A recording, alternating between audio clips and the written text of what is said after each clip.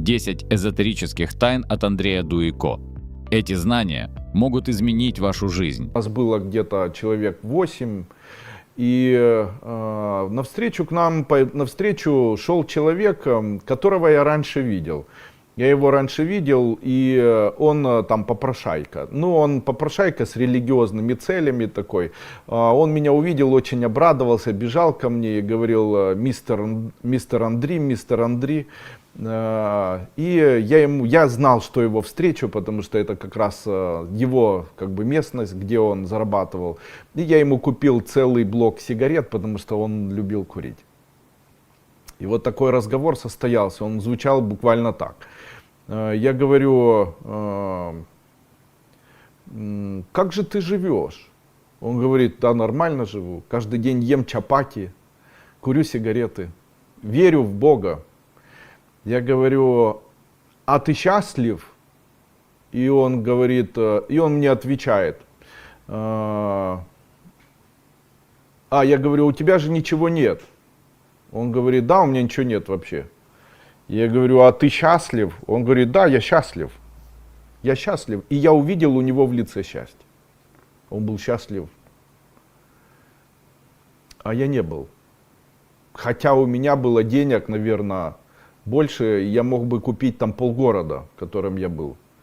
И владелец заводов, газет, пароходов, знаете, и мог бы многое себе позволить. Но я вот рядом с ним стоял, и я был несчастлив, потому что у меня были проблемные отношения с родственниками, проблемные отношения с женщиной, которой жил, проблемные отношения и там проблемный бизнес, и вообще все было проблемно.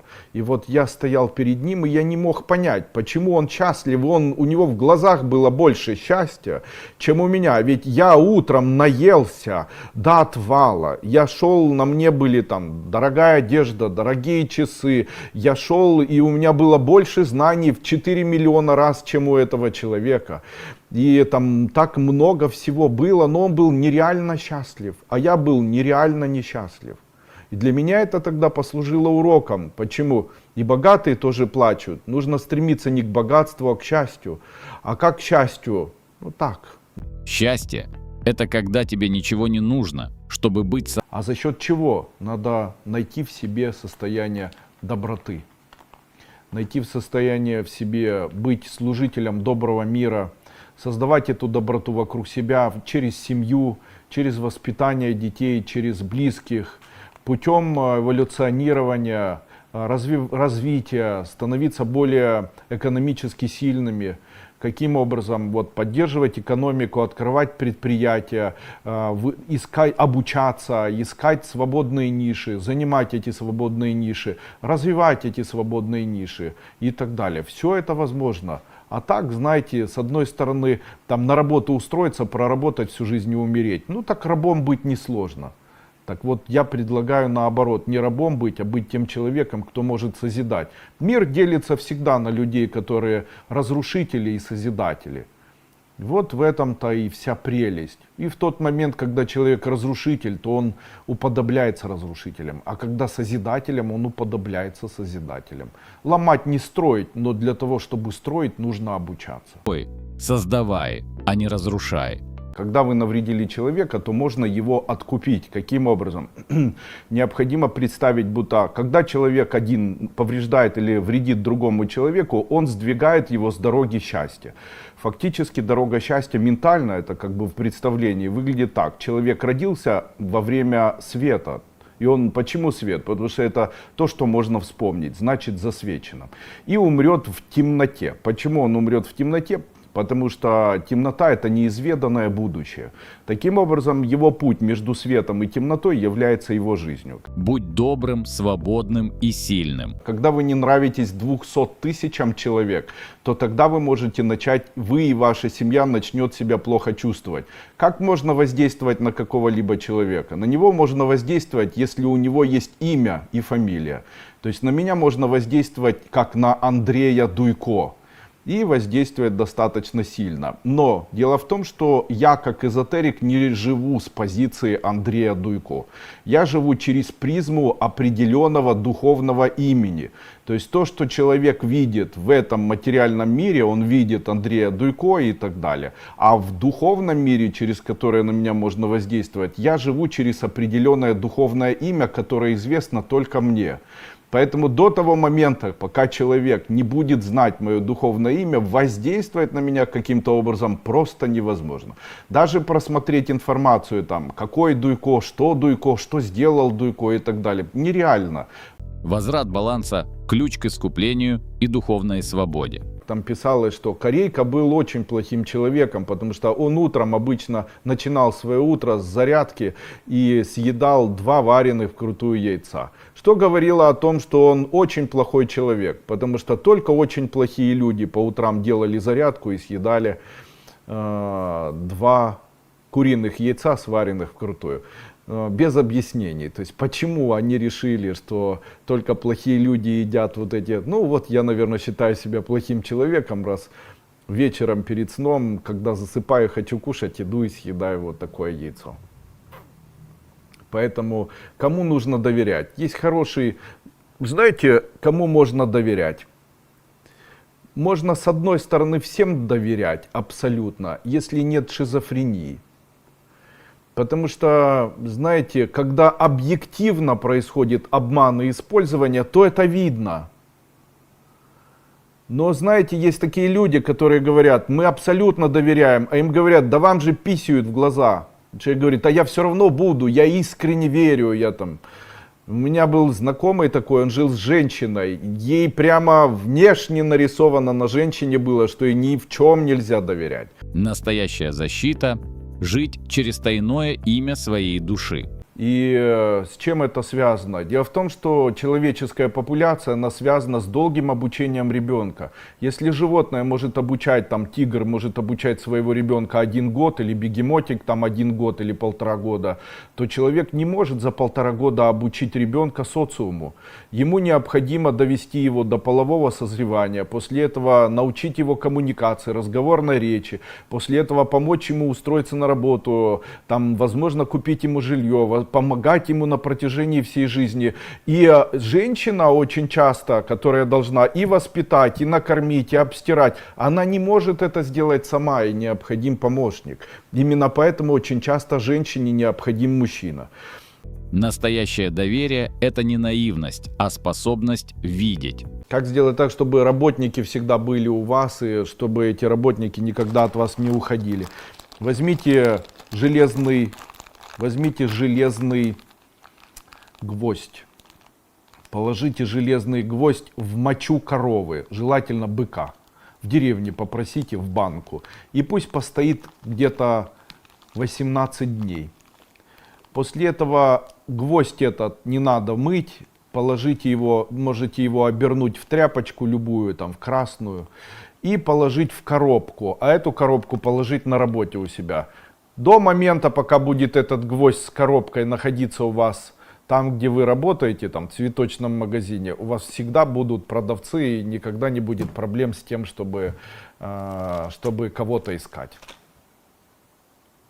Вот. Ваше пространство станет более позитивным и светлым. Камни являются кристаллами, которые могут изменять судьбу. Зеленые камни, которые человек носит на руках, к деньгам. Допустим, если человек носит на безымянном пальце правой руки или на мизинце левой, это открывает поток денег. Красные камни на указательном пальце, гранат или рубин, могут помочь человеку справиться с заболеваниями желудка и поджелудочной железы. Янтарь, если человек носит, тоже занимается целительством, потому что янтарь налаживает гормональную систему, и люди худеют. Дисциплина от жемчуга возникает, если человек рассеянный, расхлябанный, носит жемчуг. И так. Когда золото носит человек, то более духовнее становится, но в случае, если у него вот негативные такие состояния усиливаются. Если он негодяй, то тогда он еще более разовьет у себя негодяйское состояние. А если он добрый, добряк и хороший, теплый человек, то еще больше разовьются его самые лучшие качества в жизни. Камни — великолепное средство для помощи человеку. Камни усиливают суть человека и направляют судьбу точно. Необходимо взять, разменять на разменять какую-нибудь сумму денег, которую не жалко отдать, на мелкие монетки или мелкие купюры.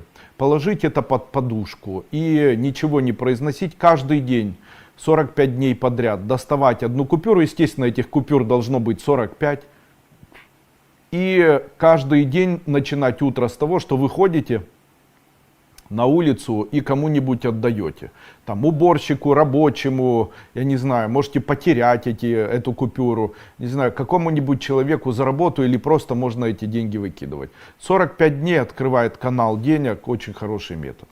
Как выявить у человека, я сегодня обещал, как выявить у человека порчу, если у него порча? Сила удержания в таине, намерении и древнем знании предков. Необходимо взять, разменять на разменять какую-нибудь сумму денег, которую не жалко отдать, на мелкие монетки или мелкие купюры. Положить это под подушку и ничего не произносить каждый день, 45 дней подряд. Доставать одну купюру, естественно, этих купюр должно быть 45. И каждый день начинать утро с того, что вы ходите на улицу и кому-нибудь отдаете.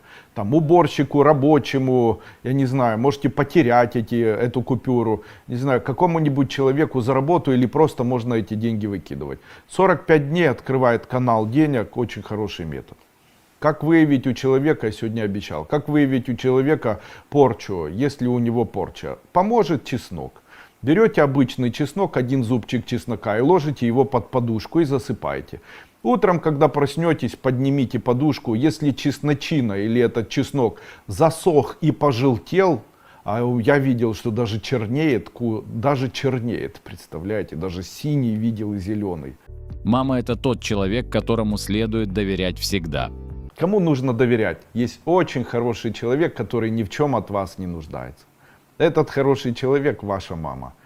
Если у вас когда-нибудь будет какое-то решение, просто задайте вопрос вашей маме и скажите: мама, надо это делать или нет? Вот мама скажет: я чувствую, что надо, тогда делайте. Потому что она не заинтересована, ничего в этом не понимает и хочет вам только добра. Поэтому и совет будет связанный только с этим. Вот 10 причин, почему каждому стоит начать обучение эзотерике в школе Кайлас Андрея Дуйко. Понимание себя и своей судьбы вы узнаете, зачем пришли в этот мир и в чем ваше предназначение. Очистка от негатива. Убираются порчи, сглазы, кармические узлы и чужие влияния. Энергетическая защита. Вы становитесь недосягаемы для манипуляций, зависти и энергетических атак. Укрепление здоровья. Через эзотерические практики улучшается самопочувствие и уходит хроническая усталость. Развитие интуиции и ясновидения. Открываются каналы восприятия тонких сигналов, снов, предчувствий. Очищение рода. Прорабатываются родовые сценарии. Снимаются программы бедности, одиночества, болезней. Улучшение финансовой судьбы. Открываются каналы процветания и приходят новые возможности. Гармония в отношениях, восстанавливаются связи, исчезают конфликты, приходит понимание и тепло. Духовный рост и внутренняя сила. Вы становитесь спокойнее, мудрее, увереннее в себе. Принадлежность к сильному эзотерическому эгрегору. Обучение в школе Кайлас дает мощную защиту и поддержку. Школа Кайлас – это путь от хаоса к ясности, от страха к силе, от вопросов к знанию. Ссылка на обучение в описании и комментариях к видео. Ваша цифра от 1 до 9 является вашей цифрой реализации в жизни. Смотрите, вот эти цифры от 1 до 9, которые вы получили, являются фактически для вас указанием